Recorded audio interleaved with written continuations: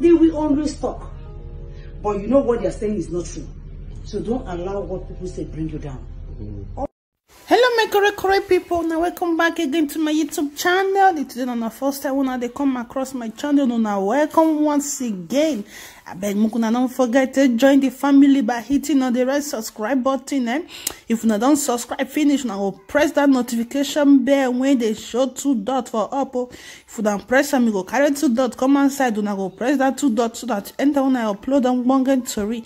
You go first the land for una phone, my people. My correct people, now today Torina about Regina Daniel for now observe. I never talk about what I want to talk about, so because you be like say Regina Daniel marriage don't they get as a bill, because this time now so clubbing she they go now so misbehaving she they misbehave. When she new married Ned Wonko, she not they go club the way she they go club now. She not they do things the way she they do things. So I will give us some of the video more can watch on how she they go club. They enjoy herself this time, oh my people. Una know say since when she take born that her baby like saying that one corner can they give her time and say they give her be follow, and also now the way Regina Daniel Conte they dance they excuse her face for almost everything when she they post nowadays. It there for her forehead and say she not they happy for that marriage as before again, my people. Una know say now when person don't born finish for husband, now husband they bring most of the dirty character they come outside. So in case most of them never know Regina Daniels, now she be this one so with her husband 70-something plus man when she married at the age of 19, my people. She done born for the man and her son they 5 months plus now, and even the Regina Daniel mama don't they feel am for body say a matan don't they reach their side with waiting the bill. She can go start farm work. Yeah, for farm. Imagine this farm where Regina Daniel mama they work how they be.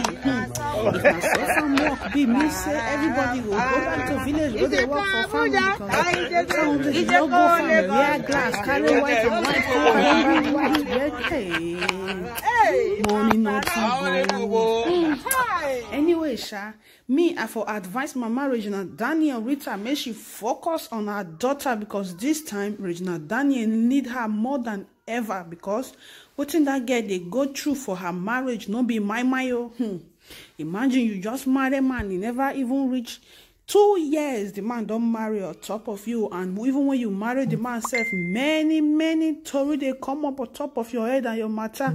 They talk and say the man too old, he too old for you. You still enter the marriage when he be saying now all that 3 weeks, now you take know the man, now you take marry the man. The marriage not be say maybe now waiting relationship that first still last for 1 month or 3 months, so now just 3 weeks relationship, he pay your bride price, marry you, put for house, you come born for him. So no, as Ned Wonko not still give her respect due to the fact of everything when that girl don't go through. When she take marry Ned Wonko, he not still give her that respect. Say make him still wait, make the marriage still reach 2-3 months, 3 years. He can't go marry, join. Now wow, see as their baby fine finish, my people.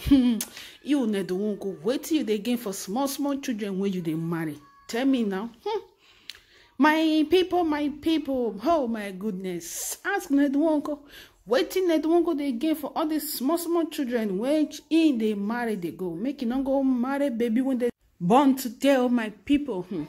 Make Mama Regina Daniels just focus on her baby for now. Say baby born baby they born. Make Mama Regina Daniels focus on her daughter Regina Daniels for now, because that girl, all these things is too much, too heavy for her to carry at the age of 20. So my people, now the maternity, so Mama Regina Daniels wants to do another one. She can go upload this video for her Instagram. 9 people chop her all. They say why she go upload this kind of video, so now she's supposed to marry Ned Wonko, not be her daughter. They say because say she want chop money, now make her push her daughter can't go inside the marriage. Or hey my people. You know say as the matter they go now with the talking with the gist more. She can't put small tea for the down when make people can't come out, can't they talk about Rita Dominic.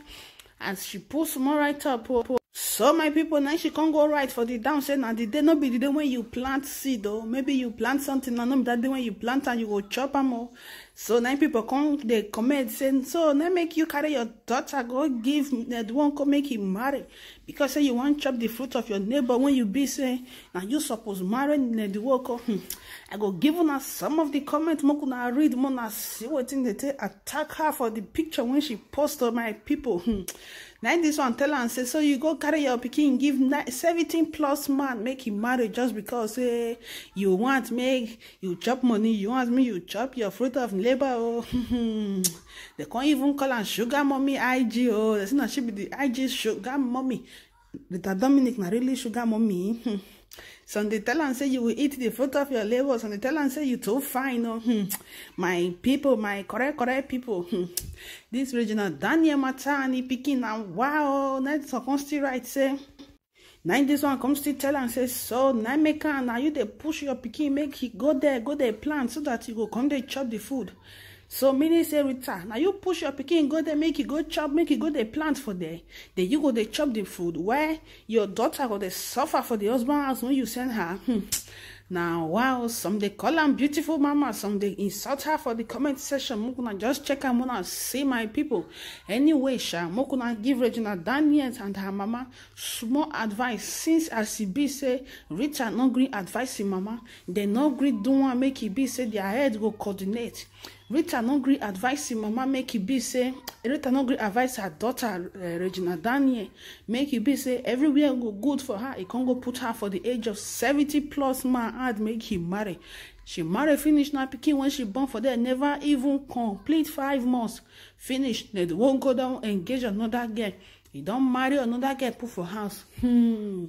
Problem never finish for market. Oh, inside the next Rita come still carry money, still go chop title for their village. He chop title, not be the problem. Oh, he can't still put Bible on top. Hey, my people, ask me how God they relate to what she chop now. She want try tell us that drama she asked for. Yeah, I've been waiting. She asked for. Yeah. Anyway, my people, Mokuna check Rita out. Oh, it be like see everywhere get us to be this time for her side. Oh. Mokuna drop on a comment down below on what you una think about Rita and Regina Daniels for what they go through this time. Una know say when this matter new they come up for Regina Daniels side, the mama suppose advise her, if not be the mother when carry Regina Daniels go give the wonko. The mother suppose advise her for this marriage when she want enter. See Chacha Ike, that one chop her own, clean her mouth, come on for them like say nothing happened. But Regina Daniels enter now, he want form mama, he want form big man wife, he can't go enter when he can be say, nah, a club that she can't they go to the wipe away small tears when they her face. My people, hey, but this pregnancy befit her. I wish maybe Ned won't go respect her, still give her some time, make she take enjoy her marriage.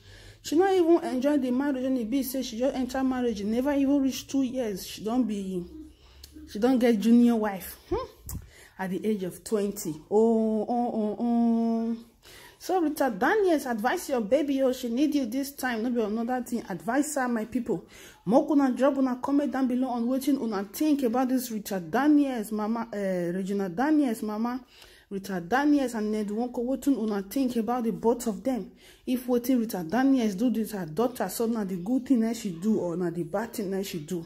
To me, wow. You know, say with the chook her mouth for everything when they talk about now. So now make me see chook my mouth put. I will see you now for my next video. I could go straight to the other news. But don't forget to subscribe or share this video, make it go round, my people. Thank you, everyone.